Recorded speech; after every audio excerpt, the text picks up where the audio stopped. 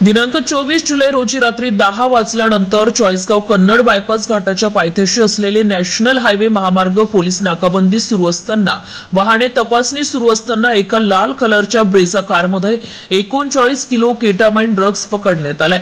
याचा अंदाजे 60 कोटींचा माल असल्याचा पोलिसांनी संशय व्यक्त केलाय। संशयित आरोपी यांना ताब्यात घेण्यात आले आहे। रात्री उशिरापर्यंत हा तपास सुरू होता। खरा मास्टरमाइंड कोण याचा शोध आता पोलीस करीत आहे। हा माल दिल्ली बेंगलोर कडे जात असल्याचं कळतंय। आमदार मंगेश चव्हाण यांनी व जळगाव पोलीस अधीक्षक डॉक्टर महेश्वर रेड्डी यांनी रात्री घटनास्थळी भेट दिली आहे। यावेळी शहर व ग्रामीण पोलीस निरीक्षक व सहाय्यक पोलीस निरीक्षक, महामार्ग सहाय्यक पोलीस निरीक्षक, उपनिरीक्षक व सर्व महामार्ग पोलीस यांनी ही कारवाई केली आहे। महामार्ग पोलिसांनी केलेली ही कारवाई मोठी कारवाई आणि कौतुकास्पद कामगिरी आहे। तर उशिरापर्यंत कारवाई सुरू होती।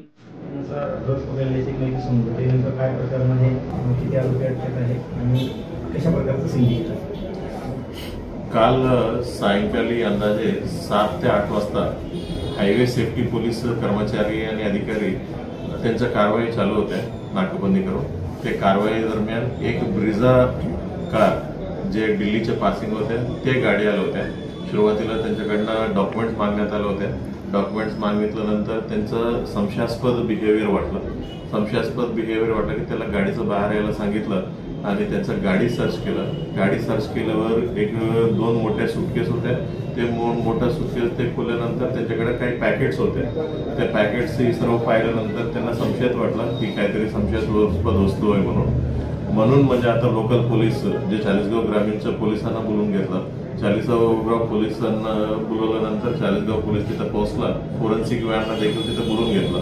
मग त्याच्यामध्ये असलेलं सबस्टन्स काय ते जागेवरच टेस्टिंग केलं। ते सबस्टन्स जागेवर टेस्टिंग केलं की एम्फेटामाइन म्हणून सबस्टन्स आहे असे त्यांना निष्पन्न झालं। ते निष्पन्न झाल्यानंतर संपूर्ण जे प्रोसिजर प्रमाणे सर्व वेट वजन वगैरे काढण्यात आला। एम्फेटामाइनचं सर्व मिळून म्हणजे 43 किलोचं एम्फेटामाइन निष्पन्न झालेलं आहे। आता सध्या मार्केटच्या भावानुसार ती 64 करोड 48 लाखाचा किमतीचा असं निष्पन्न झालेलं आहे। मग ही गाडीचा जे ड्रायव्हर होता ते ड्रायव्हर ज्यांना आम्ही अटक करण्यात आलेला आहे त्यांचं नाव आहे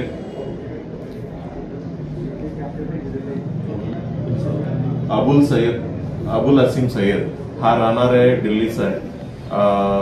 मग ह्याचं पूर्ण इतिहास आम्ही काढलेला होता। ह्याच्या पूर्वी देखील त्यांनी बेंगलोरमध्ये अशाच पद्धतीचं NDPS गुन्ह्यामध्ये तो आतमध्ये होता 5-6 वर्ष। आता सध्या कुठून आणलेला आहे आणि कुठे जात होता याचं प्रथमदर्शनी आम्ही जे त्यांना अटक केल्यानंतर तपासामध्ये असं निष्पन्न झालं की दिल्लीवरून बेंगलोरला जात होता आणि बेंगलोरला जात असताना आपला रस्त्यावर इंटरसेप्ट झालेला आहे आणि इंटरसेप्ट झाल्यानंतर त्याचं पुढील कारवाई जे सांगितल्याप्रमाणे कारवाई झालेली आहे की नेमकं यांचं कोण माल दिलं होतं आणि कोणाला डिलिव्हरी करणार होत्या ही सर्व बाब आम्ही तपास करणार आहे।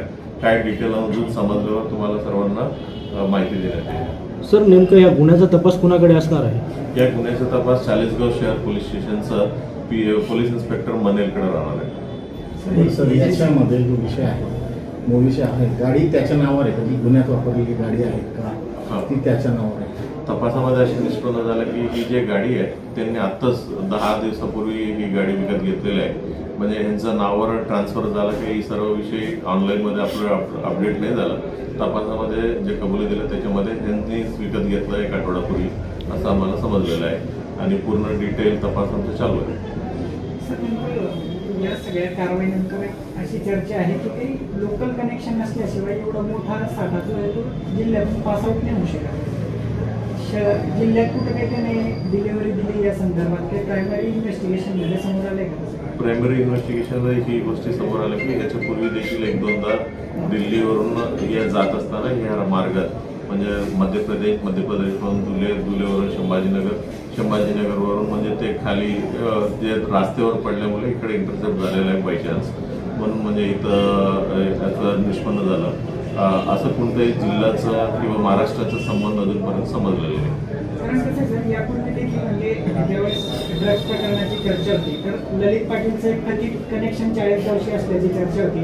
त्यानंतर एवढं मोठ्या प्रमाणात ड्रग्ज चाळीसगाव मार्गेत जातो काहीतरी लोकल कनेक्शन असेल तर त्या दृष्टीने आपलं इन्व्हेस्टिगेशन ऑनगोईंग असेल।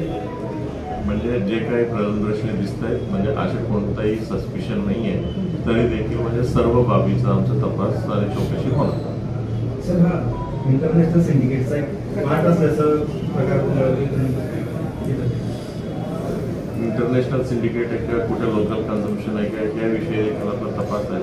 म्हणजे आता कारवाई होऊन काल रात्रीच कारवाई झालेली आहे. आता एक्झॅक्टली सांगता येत नाही, म्हणजे एकदा डिटेल समजल्यानंतर आपल्याला परत ब्रीफ करण्यात येईल.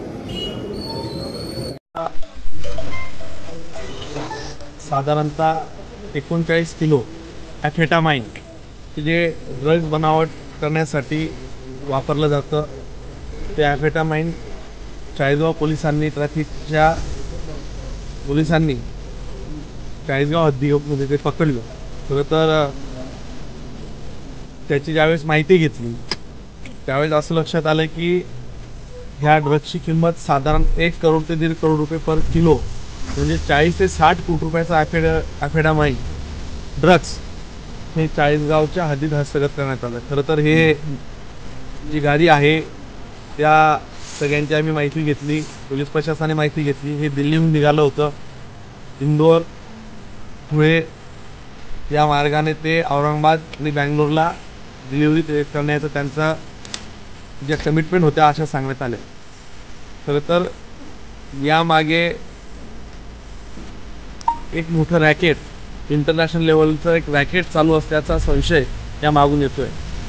मी आत्ताच एसपीशी बोललो, DG मॅडमांना कळवलं आहे, गिरीश वंशी बोललो आणि गृहमंत्र्यांशी बोलून, मुख्यमंत्री महोदयांशी बोलून की यामध्ये आमची मागणी अशी असणारी. खरं तर सर्वप्रथम चाळीसगाव पोलीस स्टेशनच्या सगळ्यांचं मनापासून मी त्यांचं अभिनंदन करतो, कौतुक करतो की त्यांनी ते परराज्यात जाणारं ड्रग्ज, दिल्लीहून आलेलं ड्रग्ज हे बँगलोरला जात असताना चाळीसगावला पकडलं. खरं तर यामागे हे बाहेर देशाहून एक मोठं रॅकेट चालत असल्याचा प्रथमदर्शी आता पोलिसांचं पण एक चाललं आहे. यातनं आता काय तपासात जे काही येईल ते पुढे येईल. हा जो इथं ड्रायव्हर ज्याला पकडलं आहे तो एक छोटासा एक भाग आहे, परंतु यामागे एक मोठं रॅकेट, मोठं सिंडिकेट, यात बरेचसे मोठे लोक असण्याची शक्यता आहे.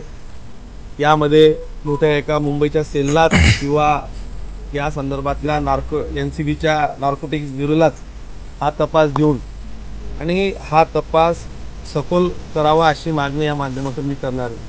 खरं तर यामागे एक मोठं अर्थकारण, देशातली एक पॅरलल अर्थव्यवस्था या माध्यमातून उभी करण्याचे काही लोक प्रयत्न करतात. हे ड्रग्ज बाहेरच्या देशाहून बॉर्डरवरनं पास करून हे विविध राज्याच्या भागांमध्ये पोहोचवण्याचं काम या माध्यमातून होताना दिसतं. मला असं वाटतं की यात आता पुढे काय होईल मला माहिती नाही. म्हणजे पुढे या तपासात आता पोलिसही तपास करतील, परंतु या माध्यमातून राज्याला आणि देशाला या अशा बाहेरच्या सगळ्या शक्तींकडून एक मोठा धोका हा निर्माण झालेला दिसतोय. यामध्ये जे कोणी लोक इन्व्हॉल्व असतील त्यांना सगळ्यांना गजाआड करण्यासाठी मी स्वतः पाठपुरावा करणार आहे. आज साधारणतः आता SP पण म्हटले की मी स्वतः ज्या चाळीसगावला येतोय तेही पोहोचतील आणि या माध्यमातून जे काही असेल तर तपासातून जे काही देशातल्या अनेक ठिकाणचे जे लोक असतील त्यांच्यापर्यंत पोहोचण्यासाठी त्या टीमला आम्हीही सांगणार आहोत.